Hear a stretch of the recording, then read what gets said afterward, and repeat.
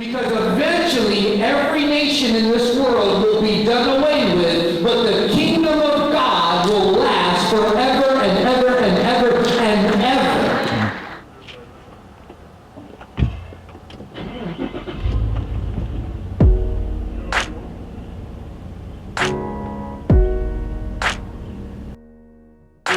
My faith in God gave me the perseverance to endure hell on earth. I've been down some dark roads where there isn't any light, and I fought some demons for my very life. So excuse me if I do not. I got jumped in the neighborhood gang around 12 years old, but my older brothers and sisters were gang members, so I grew up in it. My house was the kickback house for all the local gang members in the community. So I'd watch them as they got drunk. I'd watch them as back then they were smoking PCP, and then rock cocaine came. So I'd watch them all go line up in the bathroom. There'd be 10 of them in the bathroom.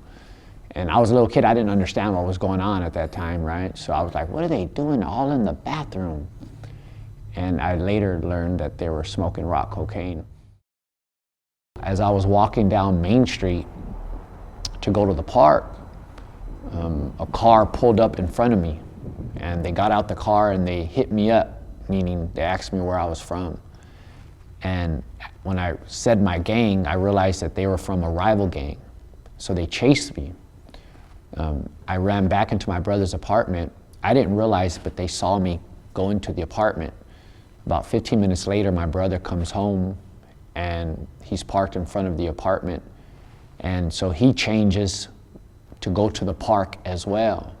So I get in the car with him, and as soon as he starts up the car, I just heard a lot of shots ring out, about 5 shots, and the bullet started hitting the car, and next thing I know, my left arm flew up, and I yelled out, I'm hit, I'm hit, I'm hit. And I got hit one time on my left arm, and it was paralyzed. It paralyzed my arm for a year because it cut my nerve. After I was shot, my brother took me to the Harbor General Hospital. And I went into a room, they began to cut off all my clothes. And I didn't realize, but my oldest brother had died in that same hospital 9 years prior to that. And when my mom found out my brother got shot, she thought he got grazed or maybe he got shot in the leg. So she went into the hospital thinking he was okay. But when she found out I was shot 9 years later, she didn't know the outcome. Nobody knew the outcome. She just heard I got shot. So she went all the way to the hospital thinking I was dead, like my brother. I heard this familiar voice crying in the hallway, and as that voice got closer, I realized it was my mom. And my mom came in with tears in her eyes, and she was just happy that I was alive. My oldest brother was 15 years old when he got shot and killed. Around 1992, when the gang violence was peaking, I made a mistake by receiving a gun into my car. And when I received that gun into my car, it gave me a sense of pride. It gave me a sense of protection. And I would drive around with this gun in my car because I thought it gave me a sense of protection. And one day I skipped school, and me and my friend went to go kind of cruise around. Back then we would cruise around at local high schools. But when we went to the high school, we realized there was no school at that particular summer at the high school, and so it was on the outskirts of a rival gang. And when we drove into that neighborhood, we saw some gang writing on the wall. And our first thought was, let's spray paint on the wall and disrespect them. And so I went and got I drove to go get a can of spray paint. And then when we went back down the same route, this time we seen rival gang members on the street. And I drove past them, and at that moment we're like, we're not gonna get out and spray paint on the wall now because there's people there, or at least down the street. We're gonna put ourselves in jeopardy. So as I began to drive away, the question was posed, should we shoot at them? And so regretfully I agreed, and I pulled out the gun that was hidden in my car, and I drove back around to where the gang members were at, and regretfully we shot at them one time, resulting in the death of a rival gang member. The law says if you are there and participate in a crime, you get the same as if you pulled the trigger. So I was charged with murder and one attempted murder, and I was tried as an adult. I went through the Long Beach court system, then I got tried as an adult and went to the Compton courthouse. Because I got arrested at 16, but I got kicked out of juvenile hall at 17 and went to the LA County Jail, which was terrible. Like, the LA County Jail is terrible. Like, they say if you can survive the LA County Jail, you can survive anywhere. It's dark, it's evil, it's gloomy, rats, you don't see the sun for months, and you're just locked up with a bunch of hyenas. I was skinnier than I am now with a bald head and a red jumpsuit. And I was trying to look tough, but you can't look tough. I was only 17 years old, so I couldn't look tough. And you try to look tough because you're surrounded by hyenas, but there was no way I can do it. It was actually first in the LA County Jail. After I got sentenced to life, I was in this one-man cell, small one-man cell. I could touch both sides of it with my hands, right? And I was 17 years old, just got sentenced to life in prison. I was clobbered by despair with hopelessness. And I often say that there's nothing worse than a teenager, like, condemned to die a slow death in prison. Because I still had dreams, I still had energy. It wasn't like I was just barely starting to live, so I had all this pent up energy, but I'm locked down in a cage, right? So it's like you're here. The closest thing I can compare it to is dying, but not dying. You have to wake up and experience it every day. So after I got sentenced to life in prison, I was in this cell at the LA County Jail, and I was mad at the world. I was mad at the world. And I heard a noise in the hallway, and I got up and I put my face against the bars, and I looked, and it was an elderly man passing out Christian literature, like magazines, books, tracts. And I didn't want to talk to nobody. I was broken, man. Right prior to that, my whole life was flashed, before my eyes, and this regret and depression. I was clobbered by depression, but this old man came to my cell. So I got up and I said to myself, in my mind, I'm going to drop the bomb on this guy. So I said, "Mister, I just got sentenced to life in prison. What could you do for me? What in the world can you do for me? Like, what can you do for me?" And to my surprise, this old man didn't budge, man. He did something quiet yet powerful. He reached through the darkness of my bars and he grabbed my hand and he said a prayer over me. He prayed for me. It was the darkest moment of my life, and this guy prayed for me. Wasn't an ex-gang member, wasn't an ex-drug addict. He was a frail old man that had the courage enough to volunteer behind prison walls to share hope.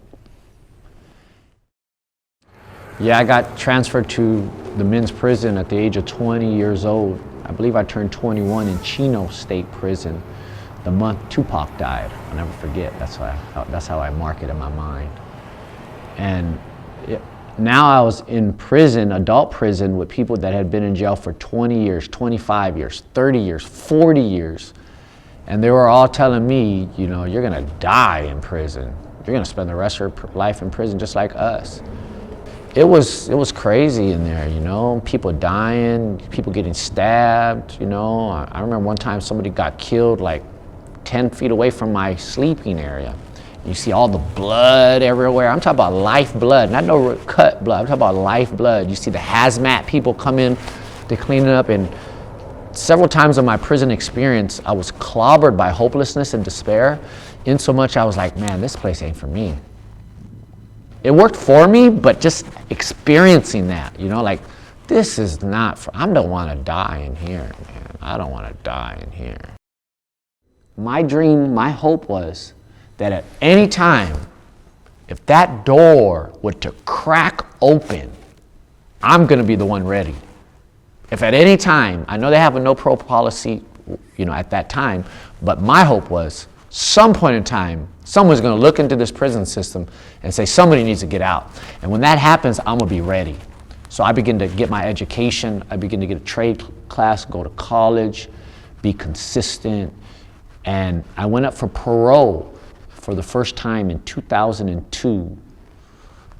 I was in jail at that time approximately 9 years, little under 10 years. This time, Gray Davis was the governor, and they still had a no parole policy. They had a no parole policy.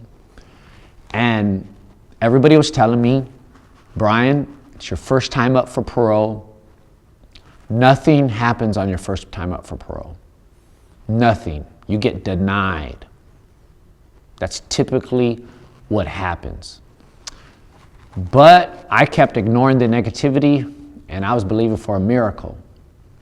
And I went up for parole for the very first time, 2002. The commissioners, who were ex-senators and ex-police officers, they were drilling me on my life, asking me questions. They came to a place where they told me, Brian, isn't it true that your oldest brother was shot and killed in a gang shooting? And I told them yes. They said, isn't it true your second oldest brother was shot in a gang shooting? I said, yes. She said, isn't it true you were shot in a gang shooting? And I said, yes. And then she said, well, isn't it true you knew what you were doing before you committed your crime? That was the curveball.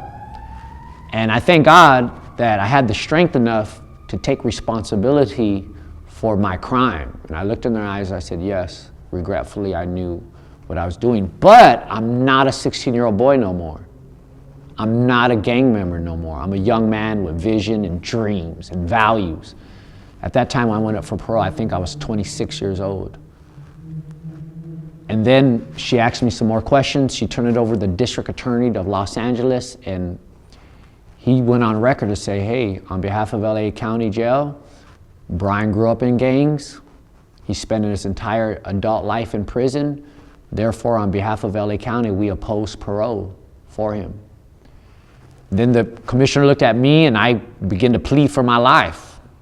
Just begin to plead for my life and plead my case that I'm not a 16-year-old gang member no more, but a young man with vision and dreams and values and morals.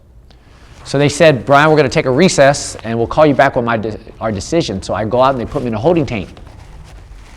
And I'm just sitting in the holding tank, and my lawyer, who my dad paid for my lawyer, so he was like on our side. He comes in and he says, Brian, you did real good, but just remember, it's your first time up for parole. Nothing happens. At that time, only 0.5% of all lifer prisoners ever got a parole date. At that time, 0.5. And that was after you got denied about 5 times. Not first time going up for parole, but you've been denied. So they had some facts on their statements. So about 15 minutes later, they called me into the parole hearing, and I sat there, and the commissioner looked at me. I'll never forget, her name was Miss Lawin. I believe she was an ex-senator. And she was very stern. She showed no emotions.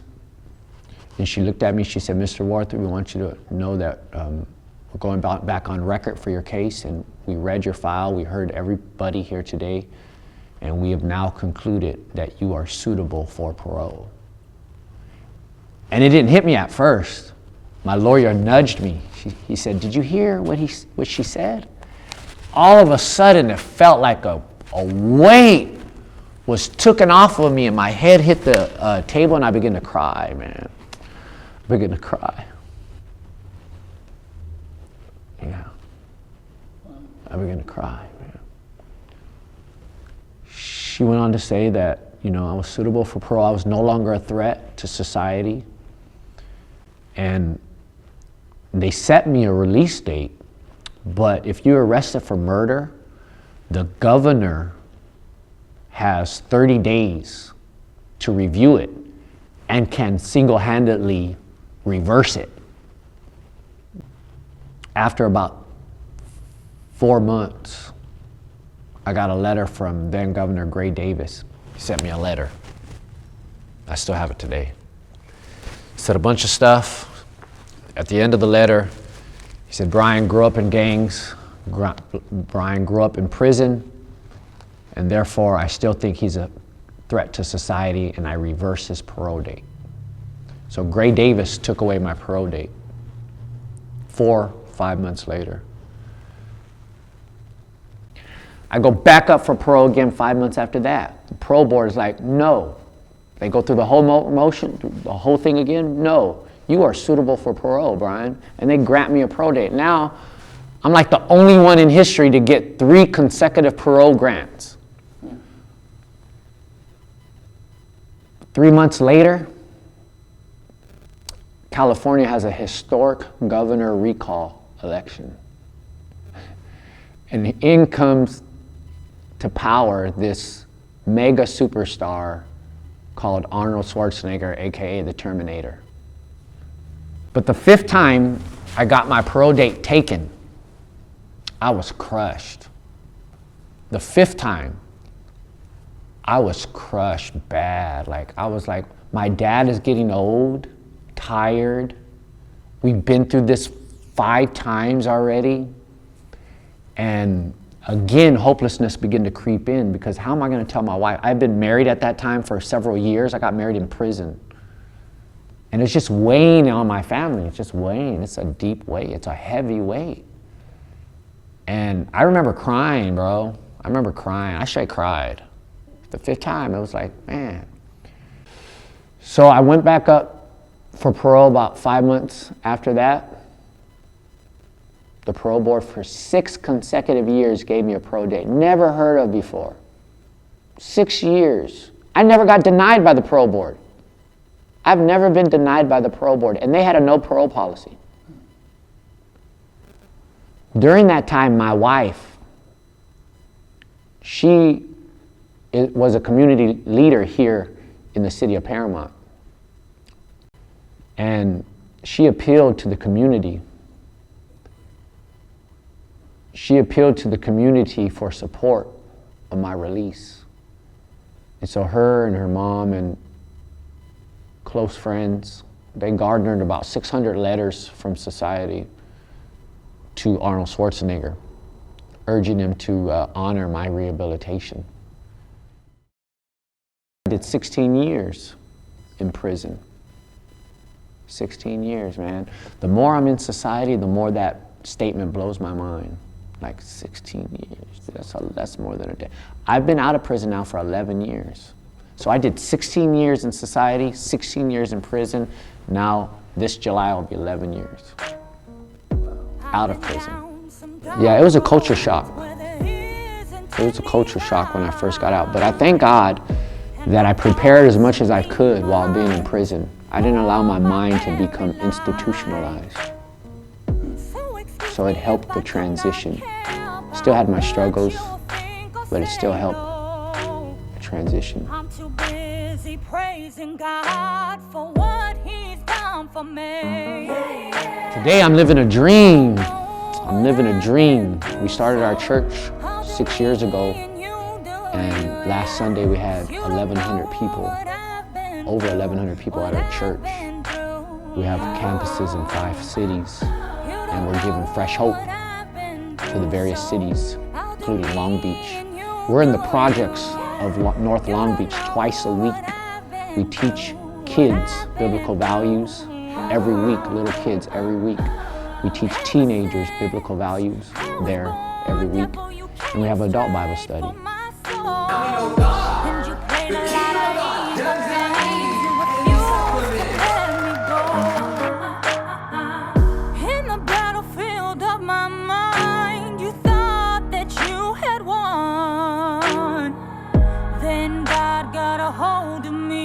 Be afraid, 'cause war's begun. You don't. My son found out I was in prison. Oh. Yes, okay. just recently. Yeah. So, I have a book. Yeah. It's called Young Men Arise. Yeah. Well, you're not shy about it. You're very I'm not shy, but no, I tell my story everywhere I go. That's part of who I am. However, you never know when to tell it to your kids. It's a whole different sensitive issue. But what happened was, it was pretty funny. I never told my son or my kids, because you want to wait for the right moment.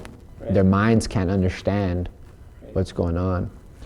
But we had a celebration at our church that happened to fall on my 10-year anniversary of being released from prison. Just so happened, coincidentally, it fell on a Sunday. So my church on all campuses threw parties, special things. We had barbecue, we had video games for kids, And in fact, it was a church anniversary that just happened to fall on my release anniversary. So the leaders of the church decided, since we're already throwing a party, let's throw a party in honor of also of Brian's release. Might as well put it together. So they celebrated my release from prison. And at the last service at 5 p.m., my son walks, he's at that time 9 years old, he walks into the children's ministry, and they're having a party, lots of fun things going on. And he's like, what's all this party? Why are we throwing a party? The children's ministry leader did not know we did not tell my son. She goes, you did not know? Did not know what? This is the day your dad got out of prison. And he was like, what? What? My dad was in prison? And she realized at that instance that she, it wasn't a big thing, but at that moment she was like, never mind. Let's continue on right here. And all that night, my son was like, Dad, I heard you were in prison. Why were you in prison? And the questions continued on.